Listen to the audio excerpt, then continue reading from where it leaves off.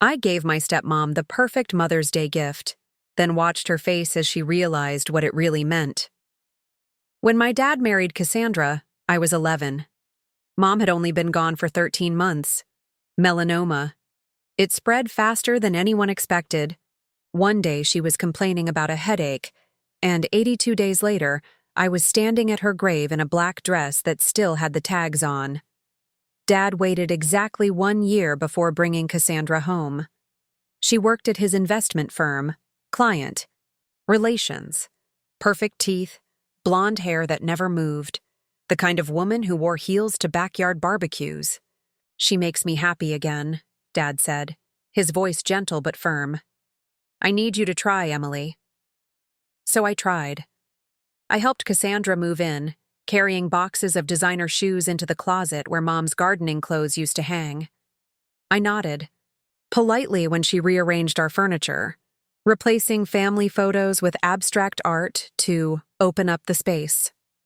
I even smiled when she transformed Mom's vegetable garden into a meditation patio, because apparently, growing your own food was too provincial. For 3 years, I performed the role of the grateful stepdaughter. I attended Cassandra's corporate events in the designer dresses she bought me. I tolerated her friends, who cooed about how mature I was for 14. I kept my grief, hidden behind perfect grades and fake smiles. Dad didn't notice when I stopped laughing. He was too busy keeping up with Cassandra's social calendar and the new clients she brought in. Too distracted by their couples' retreats and wine club memberships. Meanwhile, I slept with Mom's sweater under my pillow until it stopped, smelling like her. Cassandra tried in her way. She bought me expensive birthday gifts, always things she would want. She hosted elaborate dinner parties and introduced me as our daughter to important people who never remembered my name. She even started a college fund for me and made sure everyone knew about her generosity. But when I got my first period, it was Google that taught me what to do. When I had nightmares about Mom dying, it was the family dog who comforted me. The breaking point came during my sophomore year. I'd been cast as the lead in the school play. It was the first thing I'd felt passionate about since Mom died. Opening night fell on the same evening as Cassandra's charity gala. "Obviously, you'll need to skip the performance," she said, not even glancing up from her phone. "The Richardsons are bringing their son. He's at Princeton. Connections, Emily." Dad started to object, but Cassandra placed a manicured hand on his arm. He hesitated. "It's just a high school play," he said finally. "There will be others." I went to my room and pulled out the antique jewelry box Mom had left me. Inside was her wedding ring, a lock of my baby hair, and a journal I'd never dared to open. I was always too afraid of what her final thoughts might say. But that night, through tears, I read it cover to cover. Most of it was what you'd expect. Her hopes for my future, the memories she cherished, the advice she wouldn't be able to give me in person. But the last entry, dated 2 weeks before she died, was different. "If you're reading this, Emily, I need you to know about the safe deposit box. The key is taped inside this cover. What you find there will change everything. I'm so sorry." The key was small and silver, with the bank's name etched into it. The next day I skipped school and went to First National. The manager recognized me instantly. Mom's family had banked there for generations. "Your mother said you'd come eventually," he said softly, leading me to the vault. Inside the box was a USB drive, several thick folders of documents, and a letter addressed to me in Mom's handwriting. "My dearest Emily," it began. "By now, Cassandra has probably worked her way into your lives completely. I've known about her for years." I read the entire letter twice, my hands trembling. Mom had discovered Dad's affair with Cassandra 6 months before her diagnosis. She'd hired a private investigator, someone meticulous and thorough. Hotel, receipts, text messages, photos of them together on nights when Mom was picking me up from soccer practice. The investigator's report spanned months. There were photographs of Dad and Cassandra entering hotels in 3 different cities. Screenshots of text messages that made my stomach turn. She's taking Emily to her mother's this weekend. Come over. When we don't have to hide anymore. Sometimes I wish she would just disappear. That last one was from Dad. Sent 4 months before Mom got sick. I flipped through credit card statements showing dinners at restaurants I'd never heard of. On nights when Dad claimed to be working. Late. Jewelry purchases that never ended up in Mom's dresser. A lease agreement for an apartment downtown that didn't show up in our family's records. But that wasn't the worst part. The files contained financial records showing that Dad and Cassandra had been systematically transferring funds from Mom's family trust, money meant for me, into offshore accounts. They'd been planning this for years, waiting for the right moment. Mom's family had built one of the city's largest investment firms over 3 generations. When she married Dad, he was just a promising advisor with ambition. She brought him into the company, mentored him, helped him rise to partner. The trust was her family's legacy, and I was supposed to be its future. Instead, I found spreadsheets tracking millions diverted through shell companies, fake client accounts, and manipulated investments. The money had moved through a dozen countries before disappearing into numbered accounts. Dad's signature was on every critical document. Cassandra's was on most. But there was one more folder. Medical records, strange test results, unusual prescriptions, toxicology reports Mom had commissioned privately when her health began to decline. I started feeling wrong after our anniversary dinner, she wrote. Just tired at first, then increasingly ill. The doctors couldn't explain my symptoms. But when I began keeping track, I noticed I only felt this way after meals Thomas prepared specially for me. There were lab reports analyzing hair samples, showing elevated levels of heavy metals, consistent with long-term poisoning. Results from food samples taken from our home. Notes from consultations with 3 different specialists who all flagged the unusual progression of her illness. I can't prove anything, she wrote. And by the time you read this, it won't matter, for me. But I couldn't leave you unprotected. The final page of her letter detailed a counterplan, a second, secret trust she'd established in my name. The house and the business I thought Dad controlled? Technically mine once I turned 18. Mom had changed her will 2 weeks before she died, working with lawyers Dad didn't know existed. I've made sure that what's rightfully yours remains yours, she wrote. The trustees will contact you on your 18th birthday automatically, but if you find this letter sooner, you can reach them using the information enclosed.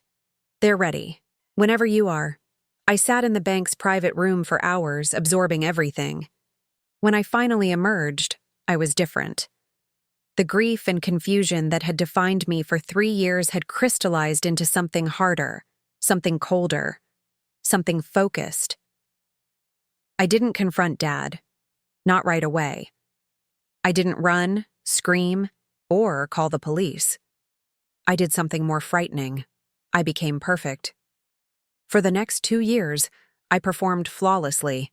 I excelled in school. I joined every club Cassandra suggested. I attended every mind-numbing corporate function. I wore the dresses she picked, smiled for the photos she posted, and let her play the proud stepmom. All the while, I was watching. At night, I built on Mom's work. Every time Dad mentioned a difficult client or complex investment strategy, I took notes. I researched the companies he name-dropped at dinner. I followed money trails, built spreadsheets, mapped connections. My bedroom became my command center. I installed a hidden safe behind my bookshelf, storing digital and hard copies of every document I uncovered. I photographed files left carelessly on Dad's desk, recorded conversations with a microphone hidden in a hair clip. They never suspected a thing. I was 16. Who would believe I was capable of dismantling 2 adult lives? 6 months after. Reading Mom's letter, I contacted the trustees. The envelope she left included 3 business cards, a forensic accountant, a lawyer specializing in financial crimes, and a retired judge, my grandfather's closest friend. We met at the judge's home on a Saturday I was supposedly at debate team practice. I'd already told them the full story over the phone, but this was different. Seeing them pore over the evidence, seeing their faces change as they flipped through the documents, it made it real. The accountant closed his eyes and exhaled sharply when he saw the numbers. The lawyer muttered a curse. The judge looked at me with a mixture of sorrow and steel. "Your mother was one of the finest people I've ever known," he said. "What do you want to do, Emily?" I had options. I'd spent months thinking them through. I could expose everything immediately. Dad and Cassandra would be arrested, disgraced, imprisoned. The firm would fall apart. The story would make headlines. I could run, wait for 18, claim my inheritance quietly, let justice unfold from a distance. I could confront them, force a painful reckoning. But that's not what Mom would have done. She had chosen something else, precision. "I want to learn," I told them. "Everything. Business, finance, law. I want to be ready when I take it all back." The judge nodded, unsurprised. "Your mother said you'd say that. She left instructions if you chose this path." And so it began. For the next 18 months, I lived a double life. By day, I was the golden daughter Cassandra bragged about. By night, I trained with a team of professionals who were loyal to Mom's memory and determined to make things right. The forensic accountant taught me to read financial statements, spot fraud, and trace funds across international systems. He walked me through complex transfers, showed me how Dad had manipulated audits and buried red flags. The lawyer introduced me to corporate law, contracts, trusts, succession planning. She coached me through mock negotiations and showed me how to build an ironclad legal wall around my mother's legacy. The judge brought me into his network: bankers, investigators, retired regulators, people who once respected my father and now pitied him. I worked harder than I ever had, spent every spare second studying. My grades remained flawless, but the real education was happening behind closed doors. By the time I was 16, I graduated, high school a year early. Dad and Cassandra were thrilled. Their prodigy off to Yale with a full scholarship. They threw me a graduation party, just family and their inner circle. No classmates, no friends. Just people who couldn't tell you my middle name but already expected me to join the firm. "You've exceeded all our expectations," Cassandra beamed, her arm wrapped tightly around my shoulders for the photographer. "Yale early admission. The board is already excited about your future with the company." I smiled for the cameras, knowing that in less than 2 years I would own that board. That summer, Cassandra made a surprise announcement. "I want to adopt you," she said over lunch at her favorite overpriced restaurant. "You're my daughter in every way that matters. Let's make it official before you leave for college." She touched my cheek with a tenderness that didn't quite reach her eyes. I studied her carefully. There it was, the tightness around her mouth, the slight glance toward Dad before locking eyes with me. This wasn't about love. This was about leverage. A legal adoption would strengthen her claim to the company. If anything happened to Dad, she'd be tied to me, legally, financially. Harder to remove. I smiled, hugged her, whispered that nothing would make me happier. "Let's celebrate," Dad said, signaling for the check. "Maybe a weekend in the Hamptons. We can invite the Prestons. Their son's at Harvard Law." "That sounds perfect," I replied, thinking of the file I'd compiled on the Prestons' failing software company and the mysterious cash injection it received last year from one of Dad's shell corporations. That night, I called an emergency meeting with the trustees. We gathered in the judge's study, the one lined with leather-bound books and portraits of people who built the firm my father had corrupted. "They want me to sign adoption papers," I said, spreading out the documents. "Does that affect our plan?" The lawyer flipped through them, nodding slowly. "Actually, this could work in our favor. The adoption process requires financial disclosures. We'll get an updated picture of their assets, and it won't touch your mother's trust. That's ironclad. How close are we? I asked. The accountant adjusted his glasses. We've traced 67% of the missing funds. That's more than enough for criminal charges. And the evidence about my mom's illness? The judge asked gently. That was the hardest part. The possibility that Dad hadn't just betrayed her, but actively poisoned her. The medical experts we consulted couldn't definitively prove murder, but the patterns were alarming. That's separate, I said. One battle at a time. As I stood to leave, the judge handed me a small, wrapped box. Your mother left this for you, he said, to be opened when you were ready to move forward. Inside was a vintage Mont Blanc pen, my grandfather's, the same one Mom had used to sign her first major acquisition. She said she wanted you to have it when you were ready to take back what's yours. I carried that pen everywhere after that night. It became a promise I held in my hand. 2 weeks later, Mother's Day arrived. Cassandra, as always, had planned a production, garden party, catered brunch, a photographer to capture her curated image of maternal perfection. This year, her big reveal would be the adoption announcement. I spent the week before crafting her gift, working late into the night, organizing documents, annotating exhibits, wrapping everything in elegant silver paper. It was the most thoughtful gift I'd ever given her, and the last she'd ever expect. Mother's Day dawned bright and cloudless, perfect for Cassandra's curated version of maternal bliss. The caterers arrived by 7 a.m., followed by florists, event planners, and a small army of staff transforming our backyard into a Pinterest-worthy scene, white parasols, crystal pitchers of cucumber water, a 3-tiered dessert table under an ivy archway. The garden looked nothing like Mom's wild patch of sunflowers and tomatoes. Cassandra was in her dressing room, surrounded by discarded outfit options, when I found her. "What do you think?" she asked, holding up 2 nearly identical cream-colored dresses. "The Dior or the Chanel?" "The Chanel," I said, pointing to the one on the right. She smiled and immediately set aside the Dior, exactly the reaction I expected. "I have something for you," I said, pulling the elegantly wrapped box from behind my back. Silver paper, satin bow, a small white card that read, "With all my love." She blinked in surprise. "Oh, Emily," she said, her voice soft.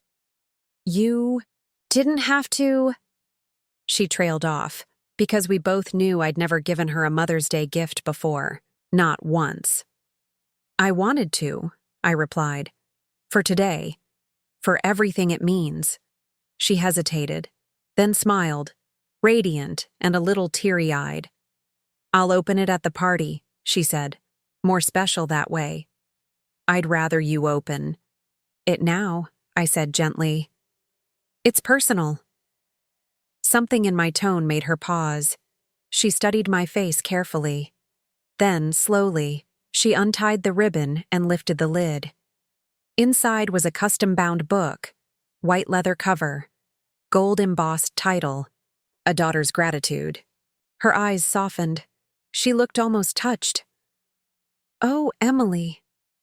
Her voice cracked as she opened to the first page. It showed a photo of Mom, healthy, smiling, arms wrapped around me during a birthday picnic when I was 9. Cassandra's face froze. "What is this?" she asked tightly. "Keep going," I said. Each page after that told a different part of the story. Receipts, bank statements, medical reports, everything Mom had documented, carefully annotated in my handwriting, cross-referenced, indexed, impossible to dismiss. I watched Cassandra's face shift with every turn of the page. Confusion turned to disbelief to panic. By the time she reached the section on the diverted trust funds, her makeup had started to melt, sweat trickling down her temples, her hands trembling. "This is absurd," she whispered, but she kept turning the pages, because she couldn't stop. In the final section, details of the restructured trust, legal proceedings already in motion, and the meeting scheduled for 9 a.m. the next morning with the FBI's Financial Crimes Division. "Those offshore accounts you and Dad set up," I said, sitting on the edge of her vanity stool, my voice calm, conversational. "They're not as untraceable as you thought." She blinked at me, her pupils huge. "Did you know," I continued, "that 17 countries have signed new banking transparency agreements in the last 5 years? Or that electronic fund transfers leave timestamps that can be matched to your cell phone's location data?" Her face drained of color. "Your father and I will be very interested in the terms I'm offering," I said smoothly. "They're much better than prison." She stood so fast she knocked over her mimosa. "You ungrateful little—" "Careful," I interrupted, rising to meet her. "Your guests are arriving, and I'm still deciding whether to show them what's in." Chapter 3. Her eyes darted to the open book. Chapter 3 contained screen captures of text messages, ones she sent Dad while Mom was in the hospital, complaining that visitation hours interfered with their dinner plans. "What do you want?" she hissed. "You're going to go downstairs and host your party," I said. "You'll smile, laugh, be the perfect hostess, and tomorrow morning you and Dad will meet me at Judge Henderson's office. There, we'll discuss the terms of your continued freedom." She stood frozen, lips parted, like she wanted to protest, but couldn't find words strong enough to outrun the truth. "This is blackmail," she muttered finally. "No," I said, leaning in close. "This is justice, with a touch of mercy, if you earn it." I turned and walked toward the door. "You have 30 seconds to fix your makeup. People are waiting." The party lasted 3 excruciating hours. Cassandra hosted like her life depended on it, which in some ways it did.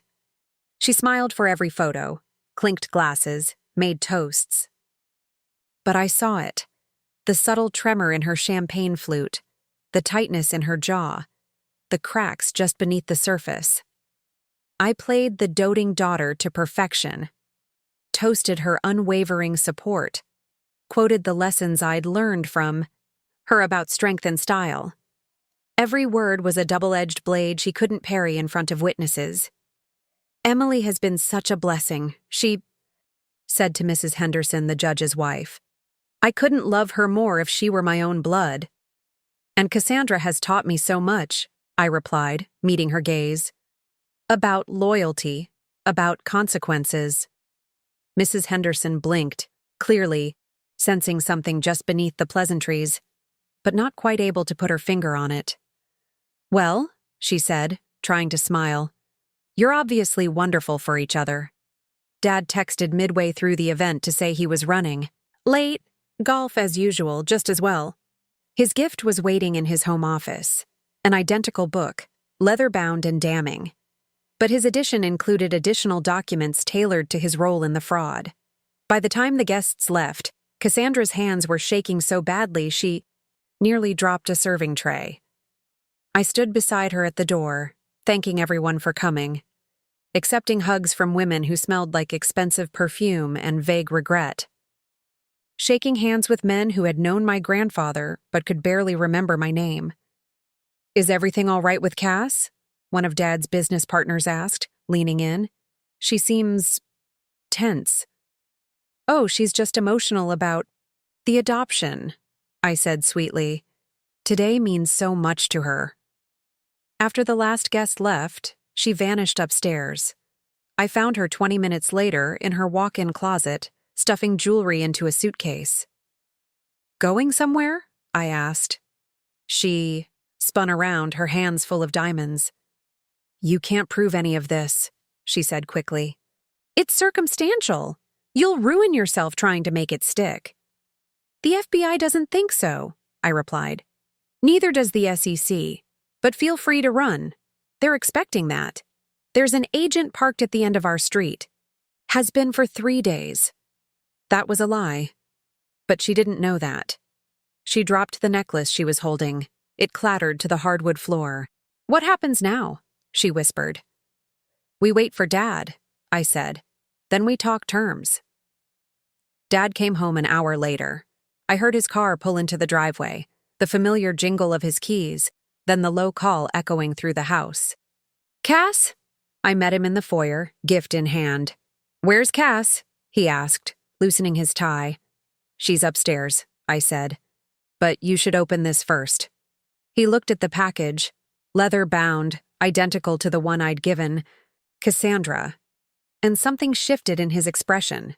Not suspicion, not yet, just curiosity.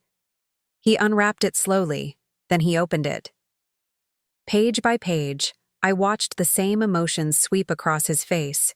Confusion, disbelief, then something colder. Calculation. Fear. Unlike Cassandra, Dad didn't scream. He didn't rage. His lawyer instincts kicked in. He went quiet. Detached. Analyzing every page like a deposition transcript. When he finally looked up, his eyes were unreadable. Where did you get all this? Mom left it for me, I said, along with instructions. Something flickered across his face. Pain? Remorse. It was gone too fast to tell. Emily, he said slowly, whatever you think you know, is documented in triplicate, I cut in, stored in multiple secure locations, including evidence about Mom's health decline that suggests more than just financial crimes. That stopped him. The blood drained from his face. You can't possibly believe, he swallowed, that I poisoned her. I don't know, I said. The evidence is inconclusive, but strong enough for an investigation, if I choose to pursue it. He set the book down gently, like it might explode. What do you want? The same thing I told your wife, I said. Tomorrow, 9 a.m., Judge Henderson's office. We'll discuss how you can avoid prison. That evening, after the last of the caterers had left, I found Cassandra sitting alone in what used to be Mom's garden. The wildflowers were gone, replaced with white furniture and sterile landscaping. It felt like a showroom, cold and performative. She didn't look at me when I sat beside her. Why now? She asked. Why wait this long? Because Mom taught me patience, I said. And because I needed to understand everything first. She finally turned to look at me. What do you want? It was a question I'd rehearsed for 2 years, and yet, looking at her now, the woman who had dismantled my family with manicured hands and shallow smiles, I didn't feel triumphant. I felt empty. I want Dad to transfer control of the company through the original trust, I said. You both resign publicly, but stay on as consultants under my supervision. Her eyes widened. The money you diverted goes back to the trust, I continued. In exchange, I don't pursue criminal charges. She laughed bitterly.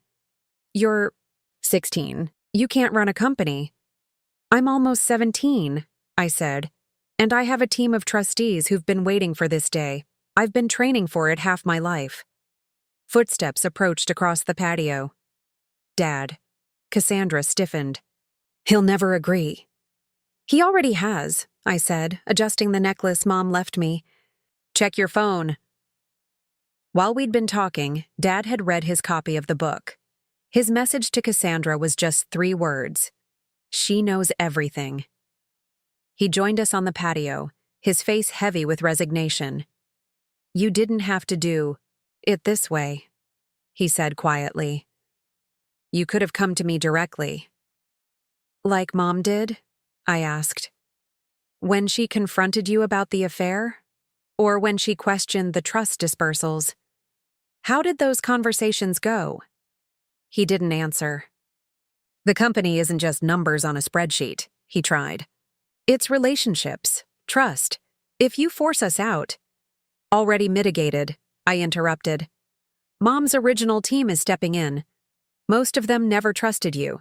They stayed out of loyalty to her. Cassandra turned to him, her voice sharp. You said they were loyal to you, that you had their support. He lied, I said. Like he lied about the prenup you signed, the one with the infidelity clause. She blinked. You didn't know? I asked. Leaves you with nothing if you divorce. Her head snapped toward him. What prenup? The one I have a copy of, I said, along with proof of your ongoing affair with Ryan Donahue. Dad's face twisted in confusion. Then rage. You told me that was over, he growled. It is, she snapped. It was. Her eyes flicked toward the house. Emily's manipulating you, she hissed. Actually, that's your specialty, I said, standing. I prefer clarity. I looked at both of them. 9 tomorrow. Don't be late. Don't. Try to leave town. I have people watching the house. I left them on the patio, their angry whispers following me inside like smoke. In my room, I called Judge Henderson to confirm our meeting. Then I emailed the full dossier to my trustees, with instructions to release it to federal authorities if I didn't check in by noon the next day. Sleep didn't come easily. I lay awake for hours, listening to their muffled arguments down the hall. Something slammed. Glass, maybe. A door. Then silence. Around 3 a.m., I heard a car start and drive away. By dawn, the house was still. I dressed carefully. Conservative navy suit, minimal makeup, the pearl earrings Mom gave me.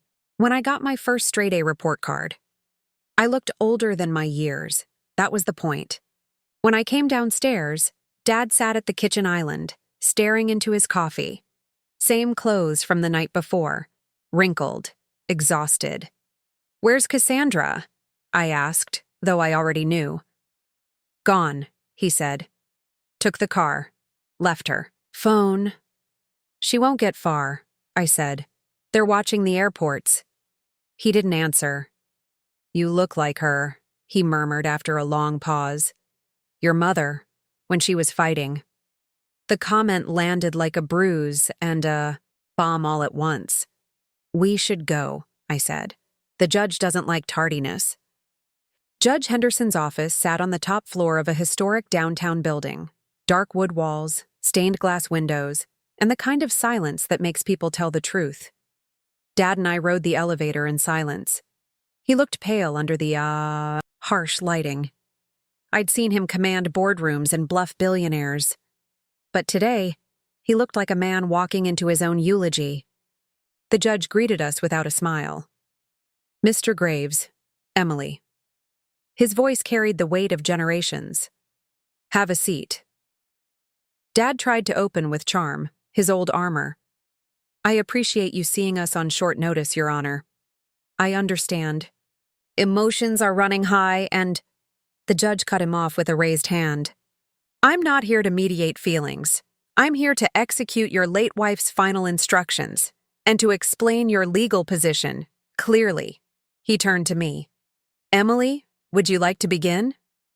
I opened my laptop and slid a printed packet across the table. This outlines the terms of transition, full resignation of both Thomas Graves and Cassandra Wilkes from the firm and board, public statement, transfer of executive powers to the trust's appointees. The judge tapped the document. You'll also be transferring back the diverted assets, $18.7 million to be precise. Dad's jaw tightened. That money's gone. No, I said calmly. It's not. We've traced all but $2.1 million. Your names are on the shell companies. Some were dissolved recently, but forensic accounting already captured the paper trails. He rubbed his temples. What happens if I don't agree to this? He asked. The judge leaned forward. You'll face charges, wire fraud, embezzlement, breach of fiduciary duty, possibly manslaughter, if the medical evidence about your wife's illness advances. The state prosecutor is already reviewing preliminary materials. Dad closed his eyes. What do you want from me, Emily? I took a breath. I want my mother's legacy restored. I want the firm to return to the people she trusted. I want the money she left for me put back where it belongs. And I want you to admit what you did. His eyes filled with something I hadn't seen in years: shame. "I loved your mother," he said quietly. "Even after—" He trailed off. "I believe you," I said. "And you betrayed her anyway." Silence. The judge stood.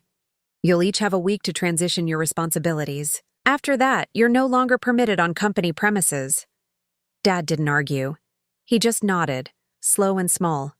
We signed the documents. I used the Mont Blanc pen Mom left me. It felt like closing a circle. As we left the courthouse, Dad paused at the steps. "Your mother would be proud," he said, not looking at me. I didn't answer. I wasn't ready to share that moment with him. Back home, the house was still. Cassandra hadn't returned. Her closet was mostly empty. One suitcase left on the bed, abandoned. I found her favorite necklace tangled in the bathroom sink. Gold with 3 tiny diamonds. A birthday gift from Dad. A goodbye, maybe. Or a warning. I didn't touch it. Instead, I went to Mom's old study. Now mine. I opened the windows, letting the air in, letting the silence stretch into something cleaner. I hung her painting back on the wall. The wildflowers she used to grow, captured in bright, messy strokes. It didn't match the new furniture. That was fine. I wasn't interested in matching anything anymore. That night, I made my first executive decision. We reinstated the scholarship program Mom had founded for girls in STEM. The next morning, I stood at the head of the conference table during the firm's emergency board meeting. 11 faces stared back. Older men and women who had once patted my head and called me kiddo. I was no one's kid anymore. "As of this morning," I said, voice steady, "the Graves-Wilkes administration has ended. The firm will return to its founding principles: transparency, legacy, accountability." They sat in stunned silence. One woman, Maria, who had worked with Mom for 20 years, began to clap. Slowly, others joined. The room filled with applause. I didn't smile. Not yet. But something in my chest unclenched. I spent the next week dismantling the empire Cassandra built. Her curated social media profiles, scrubbed, her press photos, pulled from the site. The meditation patio was torn up, the garden replanted with the original wildflowers, sunflowers, lavender, snapdragons. I hired an ethics officer, brought back staff Mom had promoted, but Cassandra fired. And when I stood before the firm's employees to explain the transition, I spoke clearly. This company was built by people who believed in something bigger than themselves. It will be led by that same belief moving forward. Not everyone clapped. Some looked skeptical, some just stared, but most looked relieved. That night, I returned to Mom's journal, reread the final entry. "If you're reading this, Emily, I know you're strong enough. I've done what I can. The rest is yours." I whispered into the quiet. "I've got it, Mom. I've got us." The media caught wind of the transition within days. It started with a business blog, just a quiet post about unexpected leadership change at Graves. Capital. Then the whispers spread. Former employees, anonymous tips. Then someone leaked the court filings. By week's end, it was everywhere. Headlines flashed across screens. Teen heiress ousts stepmother in corporate takeover. Legacy reclaimed. Emily. Graves exposes 18-mailer fraud. Justice for Julia. Daughter restores mother's financial empire.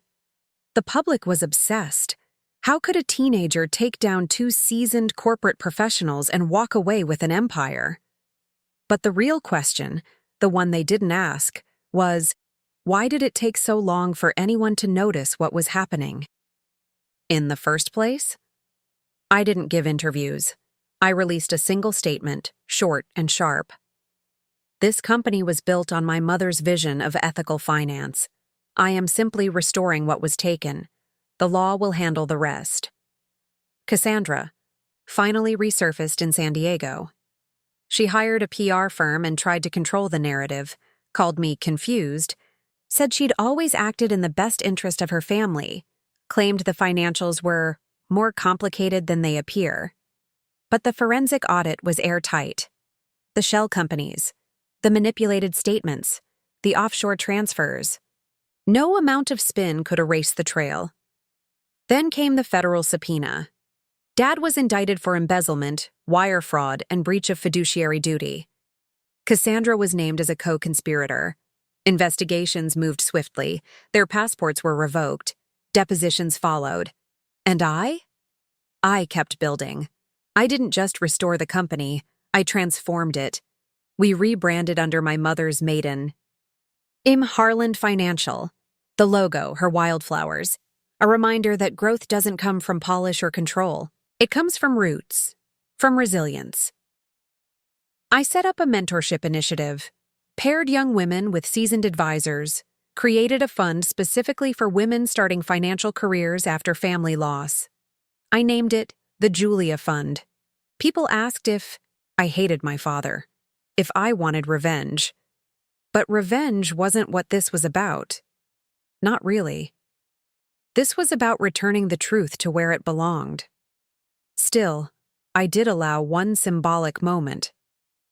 Cassandra had trademarked a slogan for her pet project, a boutique wealth management service for elite women. Beauty, power, control.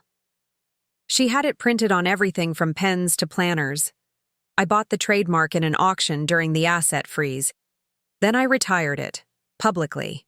Posted a photo of myself shredding a binder with the slogan embossed in gold. Caption: Some things are better left in the past. The post went viral. Meanwhile, Dad took a plea deal. He's serving 5 years in federal prison. Eligible for parole in 2. We don't speak. Cassandra tried to strike a deal too late. By the time she was ready to cooperate, the prosecutors didn't need her anymore. She's still fighting the charges. Last I heard, she's living off of borrowed money and quietly selling off the remnants of her designer life. Her once popular social media is silent. No more wine and sunset photos. No curated brunch shots. Just stillness. People occasionally ask me if I'd ever forgive her. But forgiveness, I've learned, isn't always something you give for others. Sometimes it's something you give to yourself by walking away from people who were never sorry. One morning, a year after the takeover, I found something unexpected. A small padded envelope in the firm's mailroom. No return address. Inside was a single photograph. Mom, holding me in the garden. I'm maybe 3 years old, covered in dirt, laughing, wild and sunbright. On the back, in Mom's handwriting. Let them underestimate you, then bloom anyway. The first spring after the rebrand, I rebuilt the garden. Not just the one behind the house, the company garden too. Our downtown headquarters had a sterile rooftop patio Cassandra used for networking, events. Cold tile, white umbrellas, staged perfection. I tore it all down. In its place, we planted Mom's favorites, sunflowers, lavender, and wild roses, raised beds, native herbs, a reading nook with a bench under a climbing arch. The staff thought I was joking when I told them we'd host meetings out there. Then they saw me take a conference call seated between rows of basil and sage, notebook in hand, hair braided like Mom used to do mine when I was little. It wasn't about appearances. It was about legacy and healing. The first event we held was a quiet one, a scholarship brunch for the new recipients of the Julia Fund. 15 young women, all first-generation college students, all pursuing finance or law. I gave a short speech. Nothing rehearsed. Just the truth. My mother believed in leaving the world better than you found it. She believed power was a tool, not a crown. And she believed that daughters, of any age, could change everything if they had the right support. They gave me a standing ovation. But what mattered more was the look on their faces, bright, uncertain, determined. I saw myself in every single one of them. Later that afternoon, I walked the garden paths alone. It had rained that morning, and the petals were still damp. The air smelled like rosemary and lemon balm. I paused at the roses and remembered planting them with Mom, our hands dirty, our knees scraped. She used to say gardens were proof that you could bury something broken and come back to find it blooming. I sat on the bench and closed my eyes. There was no more rage, no more chess games, just stillness. And then, footsteps. I opened my eyes. It was Maria, the board member who had clapped first, way back when. She sat beside me without asking. "Do you ever rest, Emily?" I smiled. "Trying." She handed me a folder. The last of the asset recoveries. We traced another $2.5 million from a shell account in Luxembourg. I flipped through the pages, nodding. "Excellent. That means we've recovered over 90%. She hesitated. "There's something else." I looked up. She placed a smaller envelope in my lap. Inside was a copy of a deposition, Cassandra's. Specifically, a statement she gave under oath about the night of Mom's last hospital stay. "She says your father panicked," Maria said quietly. "When he realized the medical power of attorney gave your mother control of the company even on her deathbed. He pushed the doctors to end care early." I read the line 3 times. Cassandra had described it clinically. She hadn't even flinched. "He told me it was kinder this way," she said in the transcript. "That she was suffering, but mostly, he just didn't want her to sign the asset freeze." I stared at the paper. My hands didn't shake. My heart didn't race. I just felt numb. Maria rested a hand on mine. "What do you want to do?" I closed the folder slowly. "Nothing. Not yet." "Are you sure?" "I've won," I said softly. "And she's gone. The company's whole again. Mom's legacy is intact." "But this changes things," she said. "No," I said. "It confirms them." She didn't press me further. After she left, I sat there until the sun dipped low. Until the sky turned amber and the wind carried the scent of mint and lavender through the air. I thought of that hospital room, the one I remembered too well. Mom, barely able to speak, her fingers wrapped around mine. She'd tried to say something, just one last thing. But the machines were louder than her voice, and Dad had sent me to get juice from the lobby. When I came back, she was gone. Now I wondered, had she fought? Had she tried to stay longer? For me? Had he taken even that from her? I stood and walked to the edge of the rooftop garden, looking down at the city she helped build, the firm she fought for, the daughter she raised to finish what she couldn't. And I whispered into the wind, not for anyone to hear, just for her. "I know now, Mom. I know everything." I never pressed charges for what Dad might have done in that hospital room. There wasn't enough evidence for court. No camera footage, no confessions beyond Cassandra's whispered deposition. It would be years of legal battles, reopening scars that had just begun to close. And part of me didn't want to give him that much space in my future. Instead, I wrote him a letter. Just 1 page. No anger, no begging. Just the truth. You betrayed her. You betrayed me. But the woman you tried to erase still built something that outlasted you. I'm not writing for closure. I'm writing because I want you to understand that I won't live in your shadow. I will build. I will lead. I will protect what she left. And I will do it with her name. I never sent it. I just placed it in the safe behind Mom's old bookshelf, tucked next to her journal. She would have understood. 1 month after my 18th birthday, I was officially named chair of Harland Financial. The same board that once saw me as a child now deferred to my voice.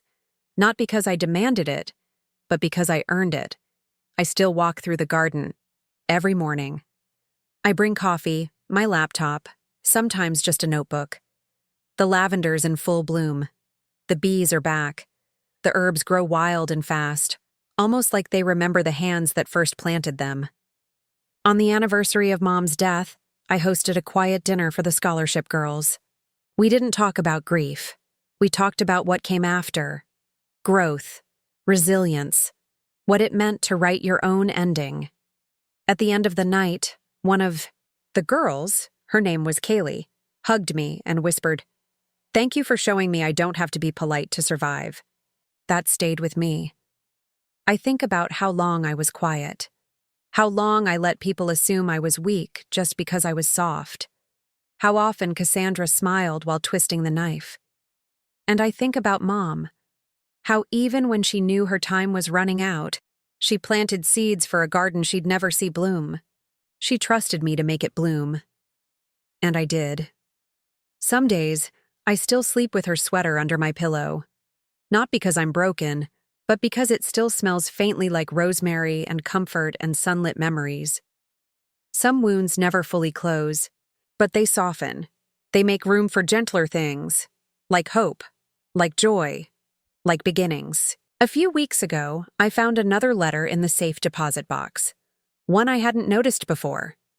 It was dated the day Mom found out about the affair. "Dear Emily, no matter what happens next, I want you to remember this. You are not the product of anyone's betrayal. You are the sum of your own choices. Build what I couldn't. Become what I dreamed of. And when they underestimate you, smile. Because flowers never apologize for growing wild." I folded it gently and placed it back in the box. Then I went outside. Into the garden she left behind, and I bloomed.